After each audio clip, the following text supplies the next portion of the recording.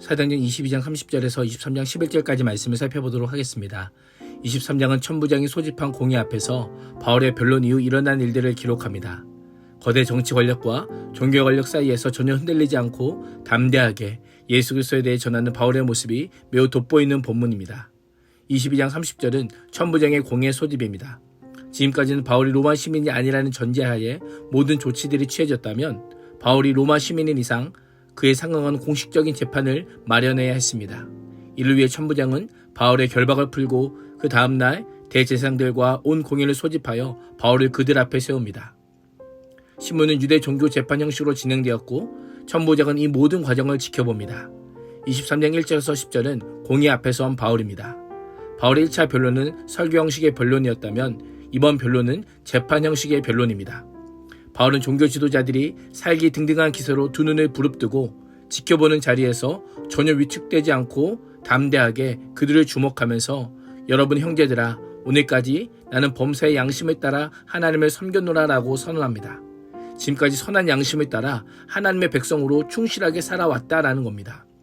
섬겼노라라고 하는 표현은 시민으로서 합당하게 행하다, 어떤 원리나 규칙대로 살다라는 의미입니다. 바울은 빌립보서에서 이 표현을 그리스도의 복음에 합당하게 생활하라라고 명령할 때 사용하였습니다.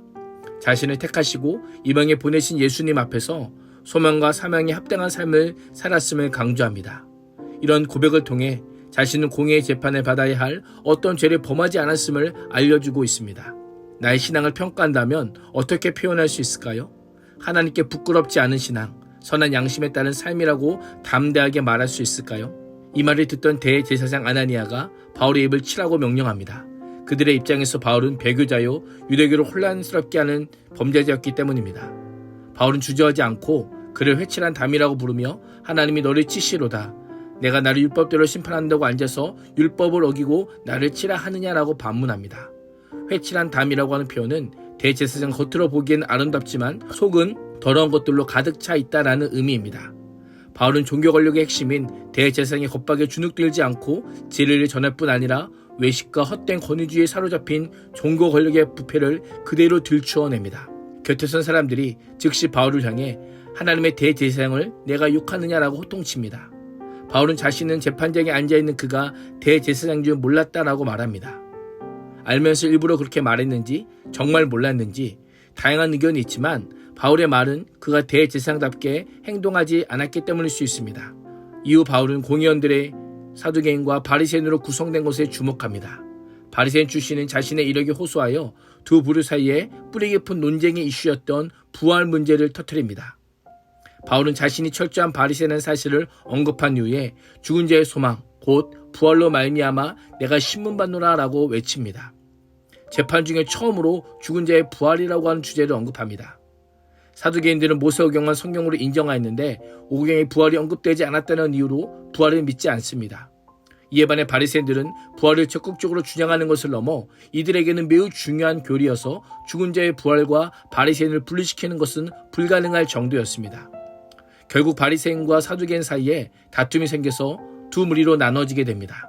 바리새인들은 영적인 존재, 천사나 영, 죽은 자들의 부활을 핵심 교리로 인정하지만 사두개인들은 이 둘을 모두 부인하기에 둘 사이에 분란이 일어나는 것은 불보듯 뻔했습니다. 성경은 사내들인 공의원들의 연합이 얼마나 허술한지를 그대로 보여줍니다. 바울의 신문회의 공의원들은 서로에게 논쟁의 화살을 퍼부으며 그 연합전선이 순식간에 무너지게 됩니다. 바울이 주장한 예수의 부활에 대한 것은 다루지 않고 서로의 감정을 주체하지 못합니다. 왜 이렇게 되었습니까? 진리나 의를 위해 모인 자들이 아니기 때문입니다. 사실 이들은 서로 원수 같은 자들입니다. 권력을 유지할 수 있다면 언제든 모이고 흩어질 수 있는 자들이기 때문입니다. 바리새파에 속한 몇몇 율법학자들이 공개적으로 바울의 편에 서서 바울을 변호하기 시작합니다. 우리가 이 사람을 보니 악한 것이 없도다라고 하며 바울의 무죄를 주장합니다. 하나님은 하나님의 백성에게 할 말을 주실 뿐 아니라 돕는 이들을 보내주시는 분이십니다. 하나님의 사람들로 하여금 순간적인 지혜를 발휘하게 하셔서 자신의 종들을 친히 건져내시는 분입니다. 한 팀이 된 자로 하여금 서로 싸우게 하시고 분열을 일으켜 주셔서 하나님의 사람을 구해내시는 분이십니다. 사두개인과 바리새인들의 싸움이 점점 커지자 천부장은 바울이 위태로울 수 있는 상황에 빠질 수 있음을 판단합니다. 높은 위치에서 상황을 지켜보던 천부장은 급히 개입합니다. 즉시 군인들을 내려보내 바울을 그들 가운데서 빼내어 병영 안으로 데려가라고 명령합니다. 그 결과 바울의 2차 변론은 1차 변론처럼 갑자기 중단되고 맙니다. 23장 11절은 주의 위로와 격려입니다. 다시 영예로 돌아온 바울은 그날 밤에 또 한 번의 환상을 경험합니다.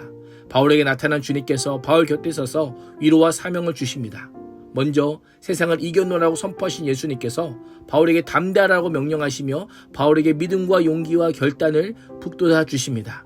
그리고 앞으로 일어난 일들을 알려주십니다. 내가 예루살렘에서 나의 일을 증언했던 것 같이 로마에서도 증언하여야 하리라라고 말씀합니다. 바울의 재판이 죄로 인한 재판이 아니라 오히려 예수 그리스도를 증거하고 증언하는 기회가 될 것이라고 말씀합니다. 이러한 증거가 예루살렘만이 아니라 로마에서 끝낼 것이다 라고 말씀하고 있는 겁니다. 예루살렘에서 복음을 증거하게 하신 하나님께서 결국 로마에서도 복음을 증거하게 하실 것이니 용기를 내라는 겁니다.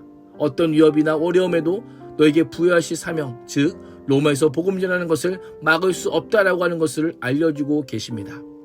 그날 밤에 바울 곁에 서서 말씀하시는 주님께서 우리 삶의 터전에서도 말씀하심으로 주님과 함께하는 따뜻한 위로와 격려를 경험할 수 있기를 주님의 이름으로 축복합니다. 기도하겠습니다. 하나님, 환경에 지배를 받는 인생이지만 환경을 초월하여서 역사하시는 주님의 말씀으로 우리를 위로하고 격려하여 주옵소서. 예수님의 이름으로 기도합니다. 아멘.